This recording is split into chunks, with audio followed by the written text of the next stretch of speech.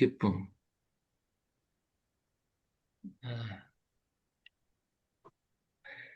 기가 뿜어 올라온다. 기쁨. 어,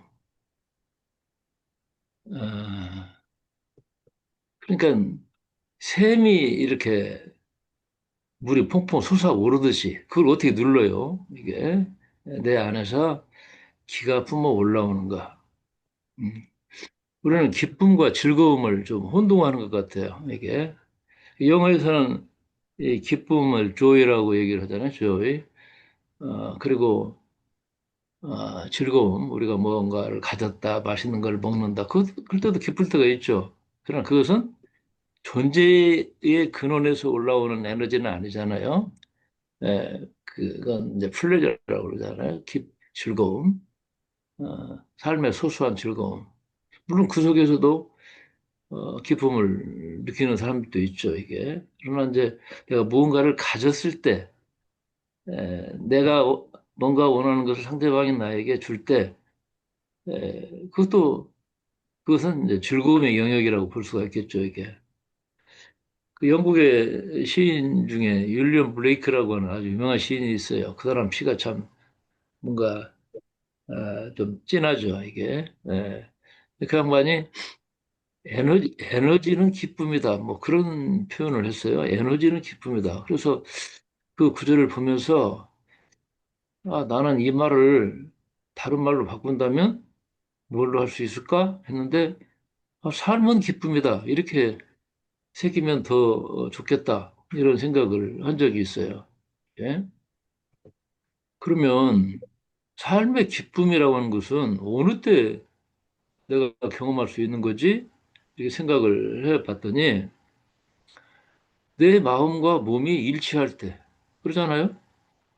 내가 사랑하는 사람을 그냥 그리워만 할 일이 아니라 몸이 가서 이렇게 만나면 기분 좋은 거죠. 기쁜 거죠.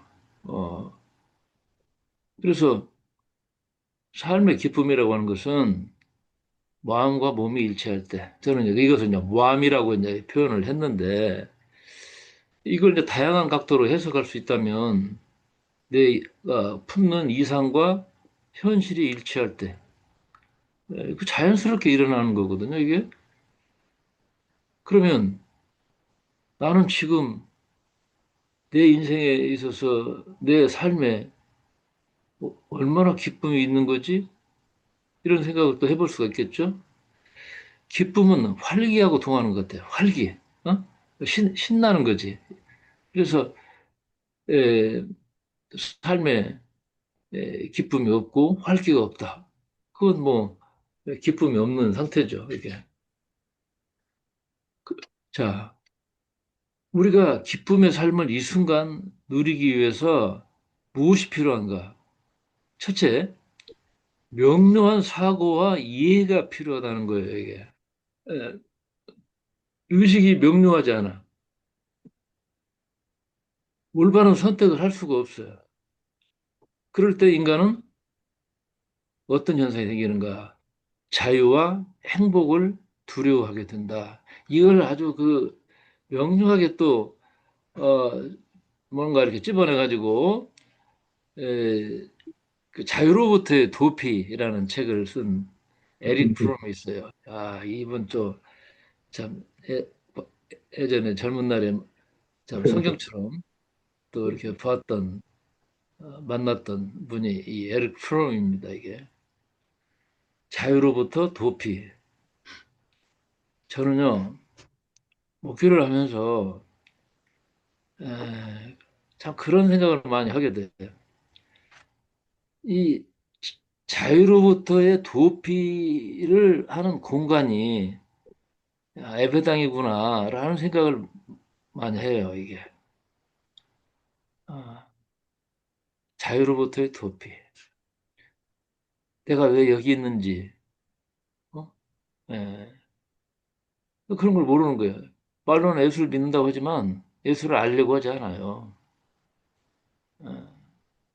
그래서 그 최초의 복음서가 마가복음인데 그 마가가 그런 얘기를 하는 거예요. 예수님이 원래 우리에게 주고자 했던 그 자유, 그 행복, 그것은 사람들이 두려워하는구나, 도망가는구나, 뭐 그런 생각을 많이 갖게 되죠, 이게. 예수의 이상과 현실이 참 야합을 해서 이 교회가 존재하는 건 아닐까? 이런 고민을 어, 많이 했죠, 이게. 사지가 멀쩡한 사람이 안진뱅이 흉내를 내면서 자리에서 일어나려고 하지 않고 뭔가 구걸을 하는 것처럼 사람들로부터 동정을 받고 사랑을 구걸하는 그런 사람들이 이게 뭐지? 모여가지고 뭘 무슨 짓을 하는 거지? 이런 생각을 할 때가 있죠, 이게.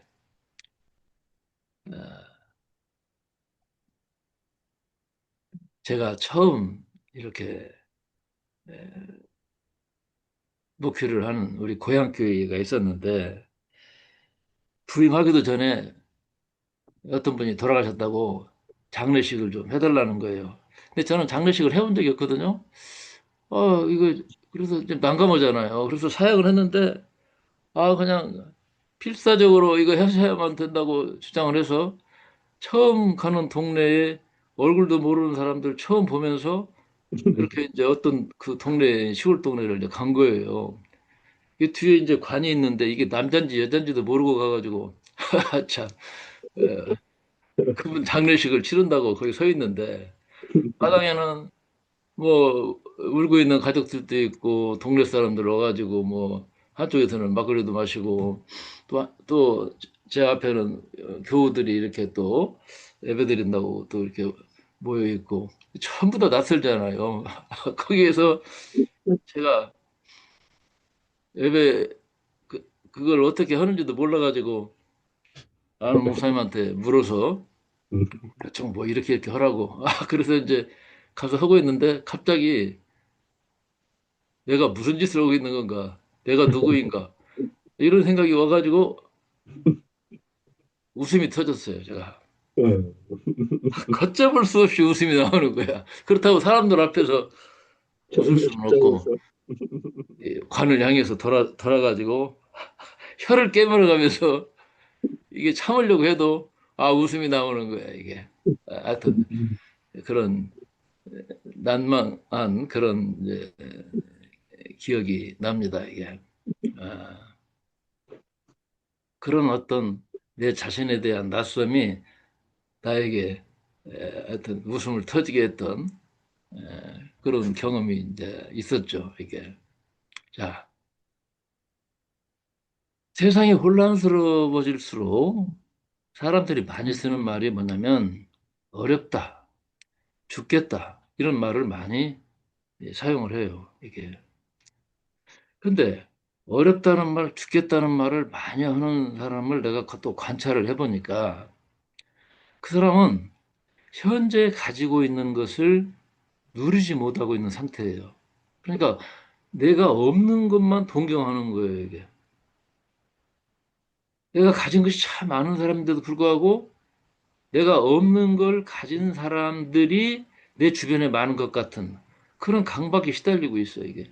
그러니까 없는 것을 동경하는 거고 남의 것을 부러워하고 이런 거죠, 이게. 이거는, 이건 어리석은 거거든요, 사실은.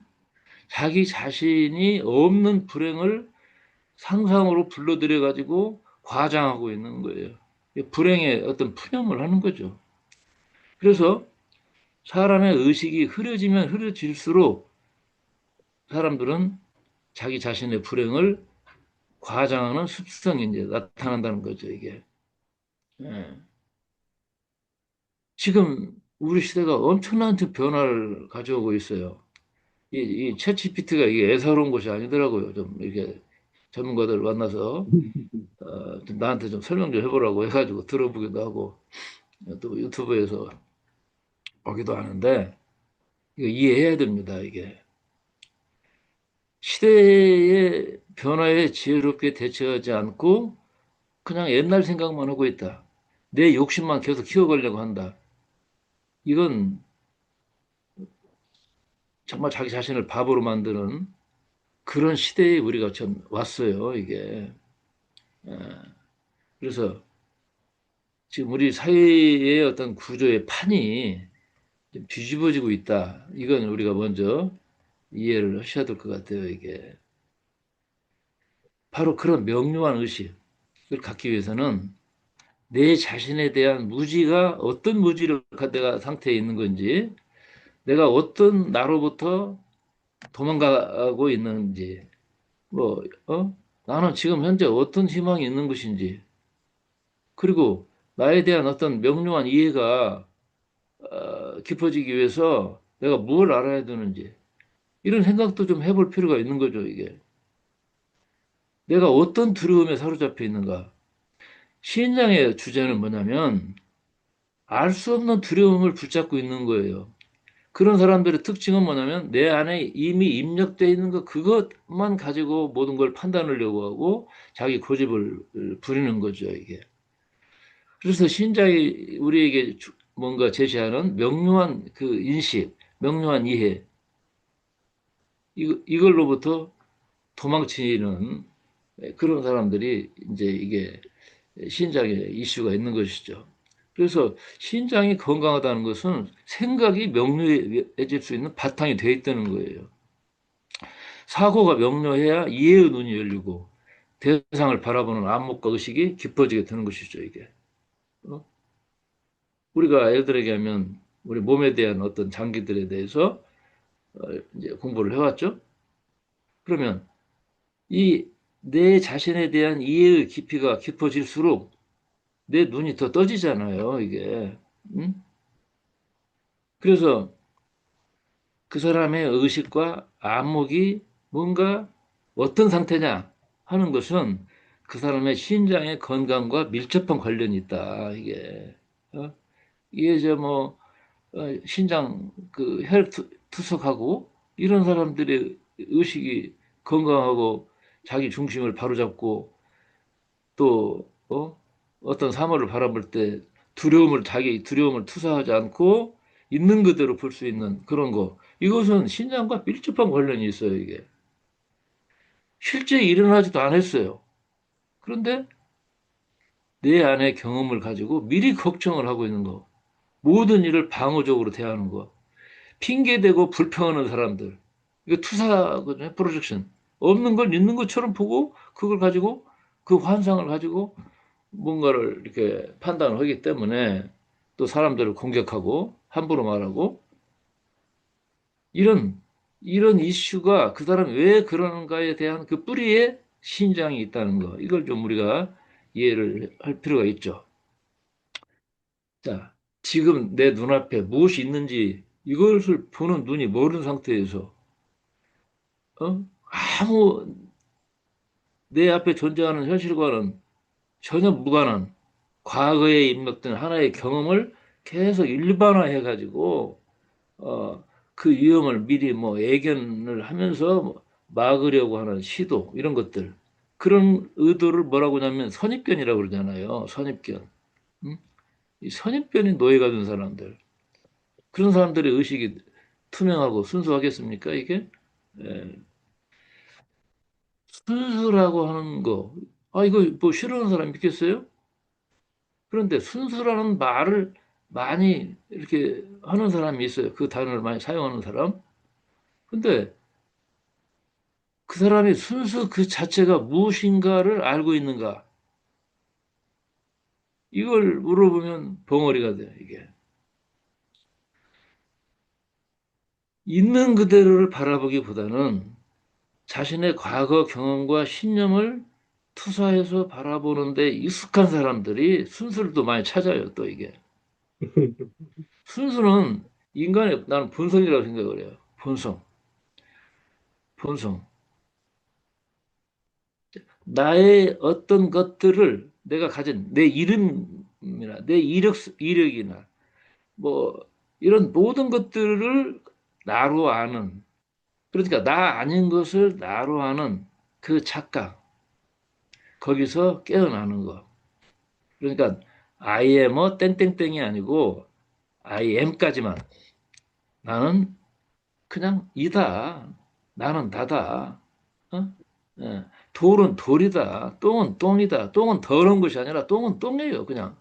예. 뱀은 뱀이에요.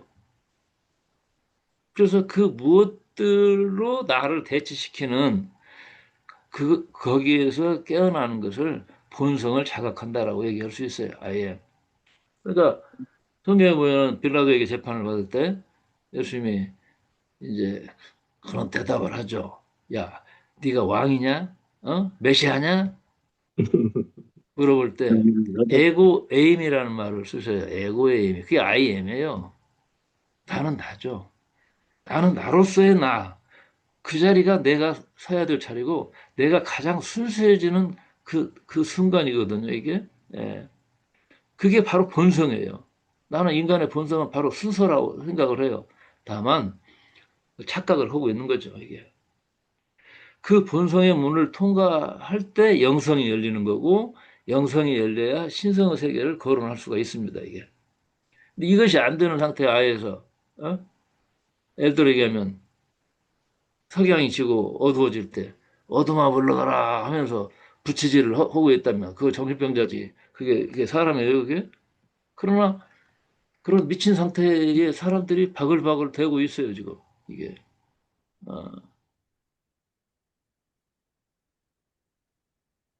아무 상관없는 어둠과 부채. 이걸 무슨 어? 같이 뭔가 연결해서 보는 거. 이거 순수한 의식이 아니죠, 이게. 자, 그 신장이 긴장 상태에 있는 사람들의 특징, 특히 어린 시절부터 이 뭐랄까 성 정체성이 문제가 있는 그런 분들이 있어요, 이게. 어? 그 유명한 작가 중에 이제 예를 들어 해밍웨이라는 미국의 작가가 있죠, 해밍웨이. 어, 이게 그 뭐 가난하기도 해서 그렇겠지만 위에 누나들이 있는데 어머니가 누나들이 옷을 입혀. 그러니까 어린 시절에는 원피스 입고 누나들하고 같이 소꿉장난하고 같이 잘 놀았어요. 제가 자기 자신이 남자인지를 몰라. 어? 어. 그래서 누나 옷 입고 여자아이들하고도 놀고 이렇게 해서 성장을 했는데 내가 여자인지 남자인지 이런 생각 자체를 못 하고 커버린 거예요, 이게. 그래서 성적인 방향 감각에 이 장애가 일어난 거예요, 이게. 아, 그래서 성에 대한 명료함이 이제 부족한 그런 상태로 성장을 하고 보니 그 사람의 삶에 있어서 굉장한 혼란이 일어난 그런 이제 사례로 이 해밍웨이를 얘기를 들기도 하죠. 이게. 그 성 정체성의 문제라는 거 이것은 어머니와의 관계에서 이 발생을 해요. 특히 어머니로부터 인정받는 데 있어서 좌절과 상처가 많은 사람들 그런 사람들이 자신 안에서 남성성과 여성성의 건강한 조화를 이루기는 어렵겠죠, 이게. 또, 이 남아 선호 사상을 가진 이제 어른들이 또 부모들이 아들에 대해서 잔뜩 기대를 하고 있는데 또 딸을 낳은 거야. 예? 옛날에 그 제가 아는 분은 칠레예요, 칠레. 일곱 번째 딸. 그냥 이름도 올해 육내 칠레 뭐 이런 식이야. 이 아들을 얼마나 기다렸는지. 그런데 이게 딸이니까 아예 그냥 태어나면서부터 인정을 못 받은 거예요, 이게. 그래서 그 칠레는 칠레 나라 이름이기도 하네요. 이 칠레가 이저 뭐야 군복 같은 옷을 즐겨해. 올리브 그린. 어, 올리브 그린 입는 사람들은 자꾸 고생길로 들어선 사람들이야. 그래가지고 이 사람들이 이제 이 사람이 이제 꼭 머리도 쇼커트로 꼭 남자예요, 남자. 예. 음, 그러니까 그렇게라도 해서 부모의 마음을 어떻게 좀 위로가 되게 할까? 막 이런 것 같아요, 이게. 예. 즉, 자기 자신의 여성성을 거부하는 거예요. 루즈를 바르고, 이거 없어. 여성적인 원피스 이런 거 옷차림은 아예 멀리 하는 거예요. 바지만 입고, 이런 거죠, 이게. 남자 옷 입고. 그래서 바로 그분이, 이 칠레 이 양반이 신장의 문제를 갖고 있구나. 여성성에 대해서 아주 부정적인 태도를 갖고 있는 이유가 아, 저기 있구나. 자기를 있는 그대로 인정을 못 하잖아요, 이게. 그리고 이 신장 윗부분에 아드레날린이 있어요. 이 아드레날린은 따로 한번 말씀을 드리고 싶은데 위기 상황에서 이 뭔가 어, 이 아드레날린을 분비시켜 가지고 특히 우리 뭐 싸운다든지 대항을 한다든지 뭐 도망간다든지 하는 그런 작용을 하게 하는 호르몬이 있어요, 이게. 예. 그래서 이 위기 상황에 뭔가 처하면 개가 쫓아오다든가 이러면 심장이 막 박동이 높아지잖아요. 근육으로 가는 혈관이 팽창되잖아요.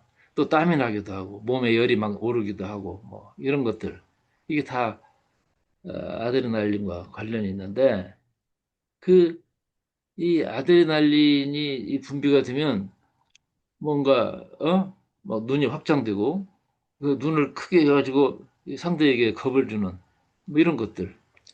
즉 화학적 긴급 신호를 뭔가 이렇게 일으키는 그 아드레날린이 과다하게 분비가 되면 지속적인 긴장 상태에 빠지게 되거든요, 이게. 예.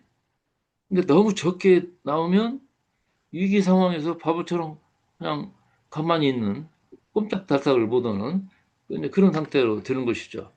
자, 신장이 지속적으로 긴장을 받게 되면 아드레날린이 과다하게 분비가 돼요, 이게.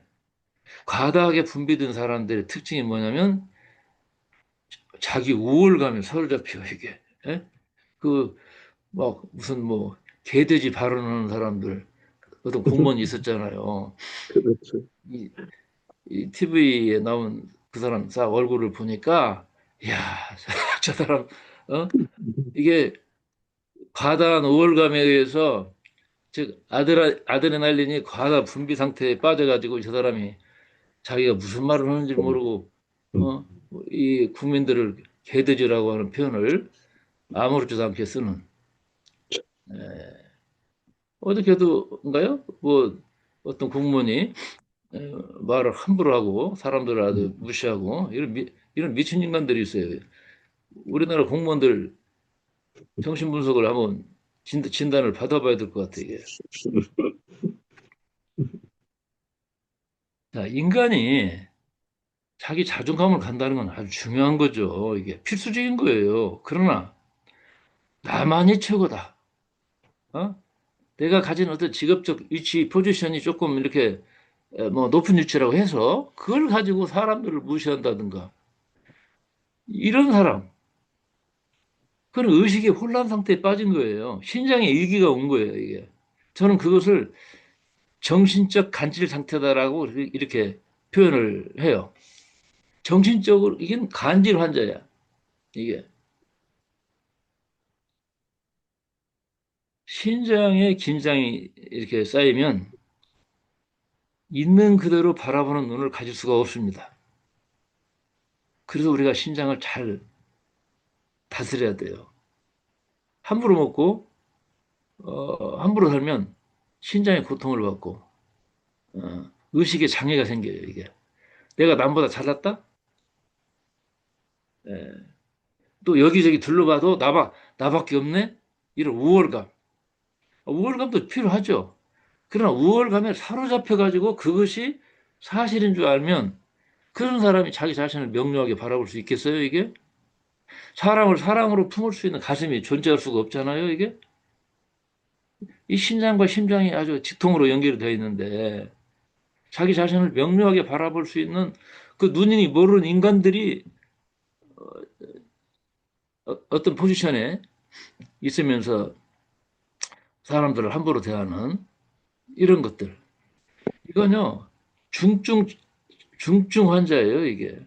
어, 그래서 예를 들어 얘기하면 그런 환자들이 내가 이 세상을 정화하고 바로잡아 보겠다고 나서는 거예요. 그런 사람들이 정치인으로 나서면 세상은 더욱 혼탁해지겠죠. 선거 공약을 속임수에 미끼처럼 아무렇게나 던지는 사람들, 그리고 선거 끝나면 끝. 음, 이런 이런 인간들을 뭔가 몇 년 동안 그 꼴을 봐야 되는 거. 이거 참 문제가 있거든요. 그러니까 국민 소환제를 통해서 그런 인간들을 좀 처단을 해야 이 세상이 좀 바로잡아지지 않겠어요? 이 TV 보면은 뉴스 시간 나오는 그 정치가들, 특히 이 국민당 뭔가 뭐 리더하는 사람이 있어요. 얼굴이 도끼가 줄줄 흘러 이게. 이게 공해거든요. 어? 대한민국을 이렇게 힘들게 만들어가는 사람이 저걸 지도하려고 그 사람 저 사람 인격이 어디 갔나 모르겠어 이게. 그런 사람들은 신장과 단전의 조화가 깨져 있는 사람들이에요. 환자예요 이게. 선거 때만 되면 나타나가지고 우리 지금 제가 사는 이 지역도 10명이 넘는데 10명이 넘어 이게 하여튼 개나 거리나 나와가지고 선거 때만 되면 비실비실 웃고 지난번 어디 뭐 모임 있어 갔더니 그 선거에 나오는 사람들이 다 나와가지고 출동해가지고 언제 나를 봤다고 뭐 인사를 하고 자시고 그러고 있어요 이게. 에, 허리를 굽혀서 절을 하고 그 웃음을 보면 입꼬리가 올라가지도 않는 웃음을 웃으면서 그 유선의 웃음이거든 이게. 아마 저 사람은 이제 선거가 끝나고 예를 들어 뭐 군수라도 되면 언제 내가 그런 공약을 했는지 기억조차 하지 못할 사람들이 보니까 예? 예. 지금 여기에 머물 수 없는 불안정한 정신 상태. 물론 그 사람이 뭐 이력을 쫙 이렇게 내는데 그것도 그 사람 인격하고 아무 상관없어요. 이게 내면이 공허한 사람들 이런 사람들이 예, 정말 어떤 그 먹잇감을 노리는 에, 그것을 뭔가 자기 것으로 만들기 위해서 에, 열심히 절여되고 있는 그런 얼굴을 가만히 바라보니까 저 사람의 신장이 참 문제가 크구나. 어? 그래서 아이고 시간이 다 됐네요. 우리 인간의 몸에서 가장 순수한 장기가 신장이에요. 이 신장은 어머니의 사랑처럼 무한히 수용하는 순수한 의식을 상징해주는 장기가 이 신장입니다. 그래서 이 순수한 의식을 가질 때 내 자신이나 다른 타인을 거울처럼 있는 그대로 비춰 보여줄 수 있는 사람이죠. 그러니까 거울 같은 사람이 신장이 명료한 사람이에요. 어린아이 같은 순수함이 있지만 동시에 지혜라고 하는 날선 검을 가진 사람. 이런 사람들이 인간 세상의 현자겠죠. 현자. 그래서 어, 이, 우리가 이 아침마다 다석을 말씀을 듣고 또 몸과 마음을 다스리는 중심을 잡는 또 수련을 하고 또 몸에 대한 이해를 해가는 거. 단순히 무슨 뭐 어, 에, 치료의 대상으로서의 장기가 아니라 나를 알아가는 어떤 방편으로 지혜의 도구로 내 몸을 또 이렇게 이해하고 또 사용할 줄 아는 거. 이게 얼마나 중요한 것인지 특히 이 순수함과 지혜, 이 양날을 가진 검, 그게 이제 신장이라는 거. 예, 여기까지 말씀드리겠습니다.